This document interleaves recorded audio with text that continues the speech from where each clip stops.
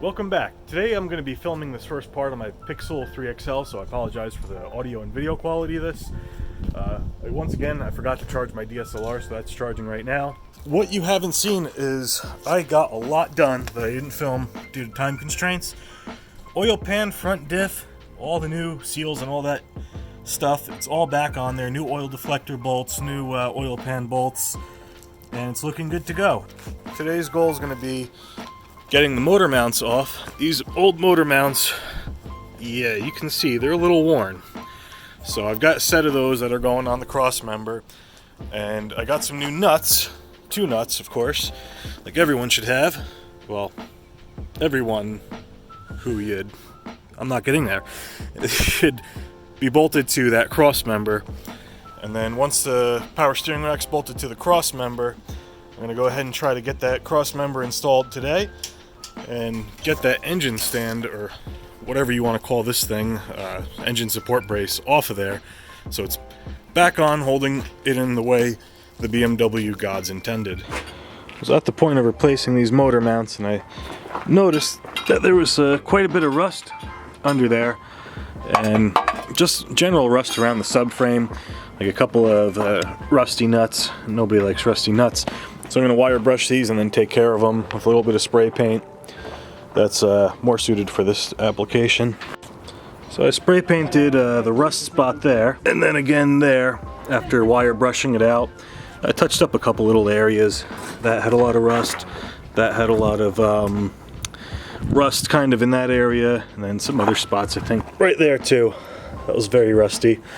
So although it's not a permanent fix, it'll help slow the rusting process down. While reassembling the front subframe slash power steering pump, whole assembly, power steering rack, came across that. That doesn't look very good. Considering these are under very high pressure, I'm gonna have to replace this line. I just did a quick search on Google, or Real OEM, and then FCP Euro. Cheapest I can find this hose is $365, plus whatever shipping, tax, and all the other fun stuff. So I'm gonna try to bring this to a repair shop, a hose repair place, sometime this week to see if they can do it. If not, guess I'm out just another $370 or whatever. Even though it's May, it's terribly cold, so the fire's no longer for fun, it's a source of heat. Stove's cranking away at this carb. He's not having a good time. Don't break. Don't break. Oh, good to go. Because they're working on their boat project. That'll be another fun thing to see happen this summer. And Stove's also working on his bike. Got to get that thing as a smooth runner. It's now close to 8 o'clock. I got a lot of work done, but I still got a long way to go. Tensioner's installed, torqued to, I believe it's 28 foot-pounds or 38-ish Newton meters, something like that. And then over there, took off the other pulley. You can see some more fun shredded wheat back there. So I'm going to clean that area out, put the new one on, just continue one by one. So I got the crank hub pulley off, and you can see the crank seal, which did hold up pretty well, the new one that I installed. So we've got to remove these 2 bolts, one down there, one down there. Each one is an E12 Torx, and we're going to replace them with the provided bolts that come with the Oxworks plate. These ones have a 10mm head on them, so we torque these down to 10 Newton meters per the supplied instructions with this, and then a 90-degree turn on each, making sure that we're torquing these in increments so we don't push too much pressure on one side and then not the other, snap the bolt, yada yada, you know the deal with these crappy aluminum bolts. So let's get down there, and I'll probably come back up once it's installed. So right, if we come up top here, we can see that same is true right up here as well. There's definitely a decent sized gap in between the block and the plate. So I don't know if that's really an area for concern or not. And let's check out the front of the plate. You can see there's a slight gap all the way around the plate as well. I mean, granted, it's still covering a lot more surface area to see if, if a belt actually gets stuck behind there. It's got a lot less room to get its way through there. So here's something interesting. I noticed that when I was putting the bolts back on here, and when I put them on before, when I test started the motor and everything, which sorry I didn't get footage for, but I will once it's able to start up, or once I do start it up again rather. The hub wasn't spinning at all. So I know the motor's not seized because when I just took this off, maybe like 10 minutes ago or whatever, I kept having to fight this spinning.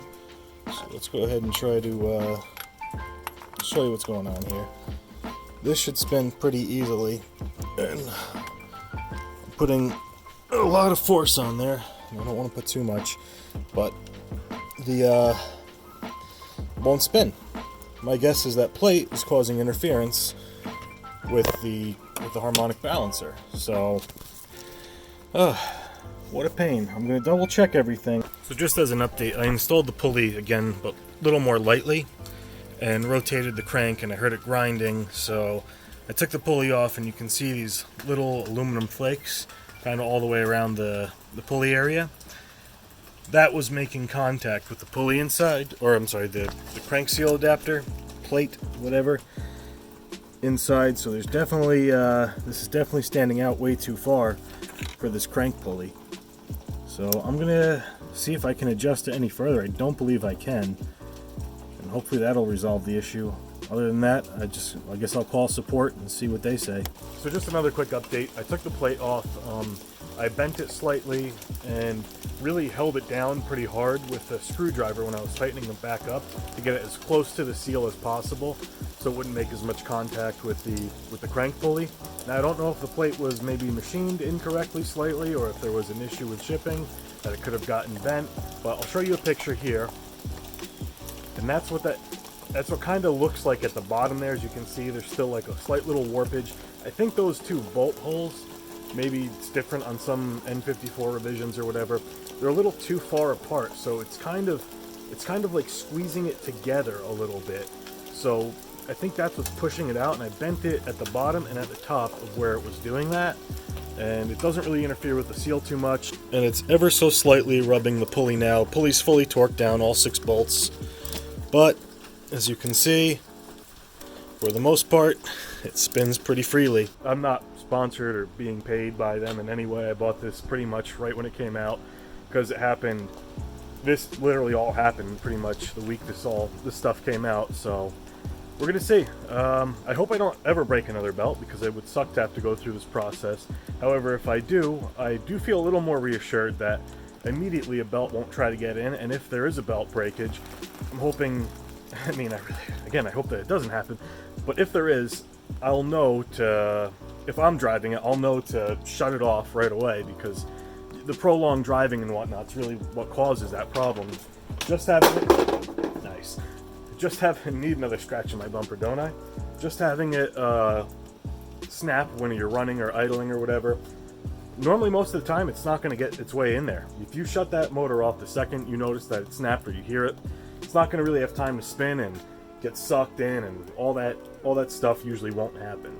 But it usually happens when there's prolonged driving, which in the case of my friend driving my car is exactly what happened. So now we're just going to go ahead and button everything back together. Going to put the belt on, get the oil cooler back in with the fan and all that fun stuff. So then we can finally move on to the suspension underneath, because we got a lot of work to do down there.